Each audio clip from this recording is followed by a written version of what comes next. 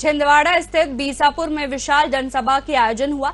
बता दें कि पूर्व मुख्यमंत्री कमलनाथ ने जनसभा को संबोधित किया। साथ ही कार्यक्रम में क्षेत्रवासियों को चैत्र नवरात्र की शुभकामनाएं दी। इस दौरान कमलनाथ ने कहा कि मैंने किसानों का हाथ और साथ दोनों कभी नहीं छोड़ा। प्रत्येक वर्ग की खुशहाली के लिए दिन रात काम किया ताकि मेरे जिले का भविष्य सुरक्षित रहे। साथ ही कहा कि किसानों को संपन्न बनाने के लिए देश में मेरा पहला कदम सोयाबीन की क्रांति लाना था। वहीं कमलनाथ ने अपने उद्बोधन में आगे कहा कि मैंने सरकार बनाते ही किसान कर्ज माफी, रोजगार के इंतजाम, वृद्धा पेंशन में वृद्धि सहित कई योजनाएं शुरू की।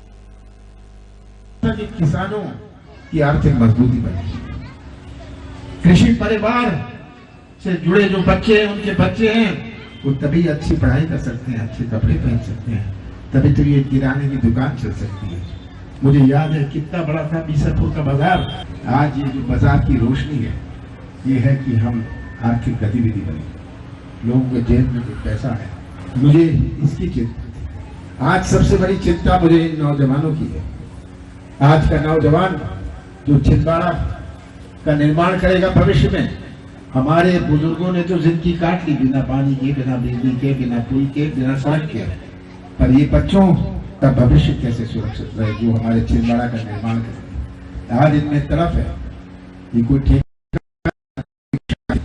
वो तो व्यवसाय का एक मौका चाहते हैं, अपने हाथों को काम चाहते हैं। सबसे बड़ी चुनौती है, यही मेरी प्राथमिकता रहेगी चुनाव के बाद, इन बच्चों का भविष्य कैसे मैं सुरक्षित करूं।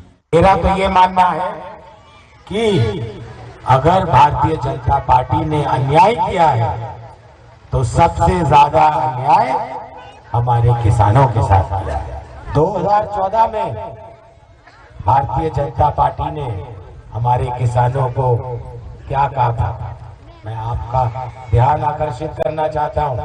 2014 में इन्होंने कहा था 2014 में कि 2020 तक किसानों की आय दुगनी हो जाएगी, कहा था ना। आज हम 2024 में हैं और किसानों की आय दुगनी तो छोड़िए, आधी हो गई। इन्होंने समर्थन मूल्य के बारे में क्या कहा था हमारे किसानों को, क्या कहा था? इन्होंने कहा था 2700 रुपए में ये गेहूं खरीदेंगे, कहा था ना। आज ये गेहूं 2100-2200 में खरीद रहे हैं। बात करें खाद और बीज की, यहाँ खुलेआम खाद और बीज की कालाबाजारी हो रही है। छिंदवाड़ा में तो कम होती है, आप आसपास के जिलों में जाइए, बैतूल जाइए, नरसिंहपुर जाइए, सिवनी जाइए, वहां खुलेआम खाद और बीज की कालाबाजारी होती है।